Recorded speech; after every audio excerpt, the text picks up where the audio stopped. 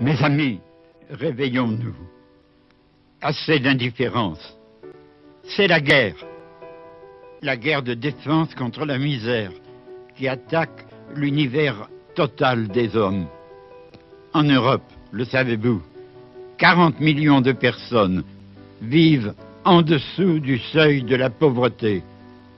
Dans les banlieues, dans les cités de nos grandes villes, des générations de jeunes sont laissés à l'abandon, sans espoir de logement, sans projet, sans avenir.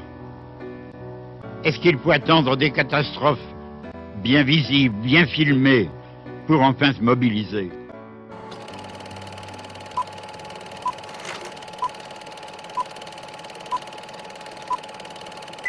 Vivre sur ses économies, sauter des repas, éviter de sortir et parfois de se soigner, Marcel doit être attentive à chaque euro dépensé, au point de parfois perdre pied.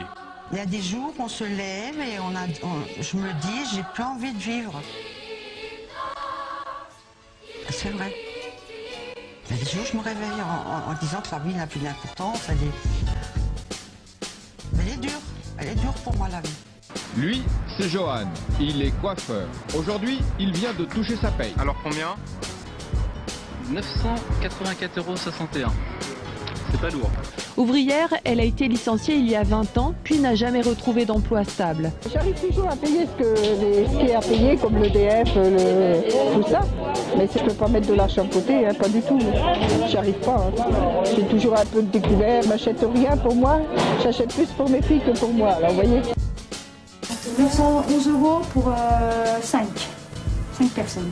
En payant un surplus de loyer, c'est pas assez pour vivre, il faut faire des économies, savoir accommoder les restes, comme on dit. Une étude révèle que plus de 3 patrons sur 4 de grandes sociétés françaises ont vu leurs revenus augmenter de 40%. Des rémunérations qui effectivement font toujours rêver. La palme revient cette année à Bernard Charlès. Près de 15 millions d'euros pour le directeur général de Dassault Systèmes. En France, 13 dirigeants d'entreprises qui gagnent plus de 4,7 millions par an, soit plus de 240 années de SMIC. Jacques Chirac, en tant que président de la République, ancien président de la République, pardon, il touche une retraite de 5 250 €. Il a droit également à une retraite par mois. Il a droit également à une retraite de député de 5 031 €. Magistrat à la Cour des comptes, cela lui donne droit à une retraite de 3 500 €, toujours par mois. Conseiller général et maire de Paris, ce qui lui permet de lui faire octroyer une retraite de 5 000 € par mois. On arrive à un chiffre de 18 800 €. Et en plus, en tant que président de la République, il est membre de droit du Conseil constitutionnel, ce qui lui donne droit à 12 000 € en plus.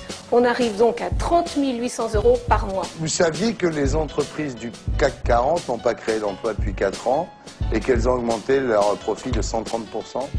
Comment vous voulez qu'après on n'a pas la haine envers la société? On a la haine nous envers les gros, là, les Sarko, les tout ça. Là. Ils s'enrichissent et nous en bas ils nous laissent dans la merde. SEL, ça veut dire déjà système d'échange locaux. C'est une association qui regroupe des gens de bonne volonté pour faire des échanges de services, de biens ou de savoir, sans argent.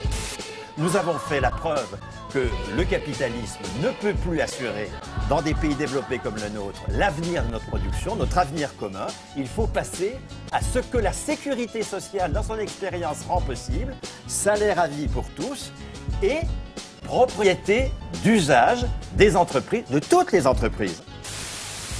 C'est aussi le temps des expulsions. 110 000 demandes ont été accordées l'an dernier par les tribunaux et 15 000 effectuées par la force publique. Dans la plupart des cas, il s'agit de loyers impayés.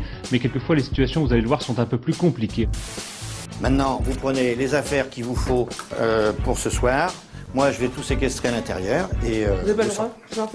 Mais rapidement, la tension monte. Ils apprennent qu'ils sont sur le point d'être expulsés de leur foyer, une résidence HLM située dans le quartier du Charel à Aubagne. Des mauvais payeurs certainement pas, locataire depuis 1979, cette famille a toujours réglé le loyer en temps et en heure. Le problème est ailleurs. Échange musclé en fin de matinée aux 50 rues de la République. Une cinquantaine de manifestants ont tenté d'empêcher l'expulsion d'une famille de 5 personnes. Ils n'ont pas honte, ils n'ont pas de cœur, ils nous mettent à la porte pour s'enrichir, après pour augmenter les loyers et les charges. Selon les estimations, 120 000 logements sont vacants à Paris et près d'1 million dans toute la France. Dans l'Union européenne, plus de 11 millions de logements sont vacants, pour 4,1 millions de sans-abri. On a des bâtiments qui restent vides, chauffés toute la nuit. Des dizaines de bâtiments vides comme celui-ci. Certains appartiennent à de grandes sociétés, d'autres à des particuliers. Ils font l'objet de spéculations immobilières ou de conflits familiaux et ne sont donc loués à personne. Comment est-ce qu'on peut accepter que des logements soient vides quand il y a des familles qui n'ont pas de logement et qu'en même temps, il y a une loi qui permet de les réquisitionner? Plusieurs milliers de manifestants ont investi le 7 rue du Dragon, un immeuble et une ancienne école maternelle désaffectée depuis 2 ans. Au total, l'opération coup de poing a permis de loger provisoirement 118 personnes dans des conditions presque acceptables. Tente Tipis et autres caravanes ont investi la prairie des Filtres. Ils revendiquent la liberté d'un mode de vie alternatif. Un ancien centre commercial en plein cœur de l'île est réquisitionné par un collectif d'associations. Les politiciens, bon, on a confiance ou on n'a pas confiance, ça dépend. Hein. Mais en tout cas, on sait quelque chose, c'est qu'il y a officiellement 600 000 personnes qui n'ont pas à bouffer en France, quoi, tous les jours. Et les mecs vous disent ça comme un chiffre, et quand on leur demande qu'est-ce qu'ils vont faire pour ça, ils disent ben je sais pas. Certains Français n'ont pas d'autre choix que de voler pour se nourrir. J'ai pas suffisamment de quoi me nourrir correctement. Donc j'achète en partie mon alimentation, mais l'autre partie, je la prends. Je me sers. Il faut se servir, sinon on crève. Cette chômeuse en fin de droit apprend qu'elle est condamnée pour avoir volé 60 € de nourriture. Ce que j'ai dans mon sac, c'est que des choses à manger. C'est pas des bijoux, c'est pas du maquillage. Je suis une voleuse pour eux, c'est tout. Je suis une voleuse, quoi. Ils ont dit, voilà, vous avez volé, J'ai dit oui, j'ai volé, mais j'ai pas volé parce que c'était un plaisir d'aller voler. J'ai volé parce que je vais me retrouver 5 jours sans rien. Mais 5 jours sans manger pour des petits, c'est pas possible. Voilà de quoi on parle à l'heure actuelle pour certains dossiers. Et c'est un tabou parce qu'on a peur de dire qu'il y a une misère réelle et existante. Eh bien, il arrive que l'on doive fouiller dans les poubelles des marchés ou des supermarchés pour s'alimenter. Difficile d'assumer de se nourrir dans les poubelles. Surtout qu'ici, la plupart des visiteurs ont un travail.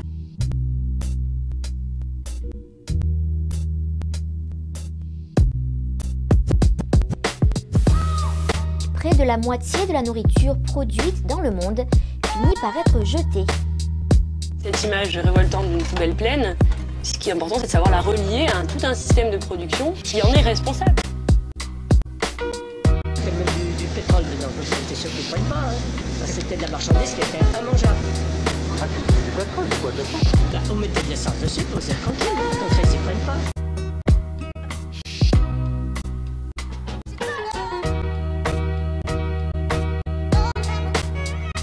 Le gaspillage, c'est une stratégie, c'est une stratégie de croissance, de faire jeter aux gens pour qu'ils puissent ensuite racheter.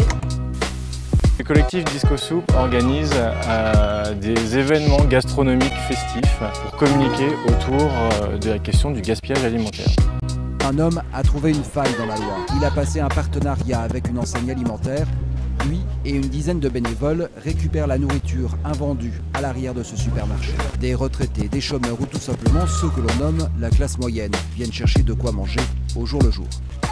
Un réfrigérateur en libre service total, réfrigérateur accessible à la fois à ceux qui veulent y déposer de la nourriture et à ceux qui ont besoin de s'y servir parce qu'ils ont faim. La bonne idée, c'est qu'il soit ouvert à tous en permanence. Il s'agit, vous l'aurez compris, de s'attaquer à la fois au problème de la faim et à celui du gaspillage alimentaire.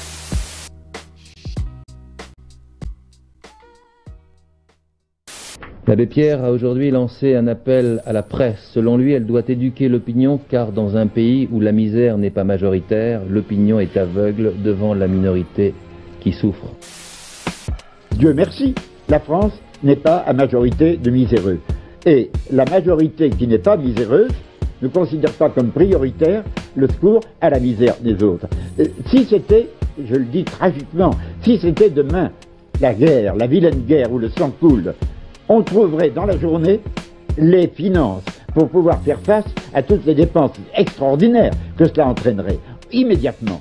Est-ce que pour la guerre contre la misère, on n'est pas capable? Mais je fais tout de suite une observation. Quand j'ai fait cette remarque, on me dit, mais mon père, si quand c'est la vilaine guerre où le sang coule, le peuple tout entier accepte des sacrifices, c'est que les fils des riches sont mobilisés en même temps que les fils de pauvres. Alors que quand c'est la guerre contre la misère, et non pas contre l'ennemi à la frontière, les fils de gens à l'aise, n'étant pas concernés, cette majorité centriste, mais finalement est indifférente. Et quand les centristes, qu'ils soient un peu plus rouges, un peu plus blancs, il y a si peu de différence, mais quand ils laissent pourrir des problèmes, ça finit inévitablement par les extrêmes.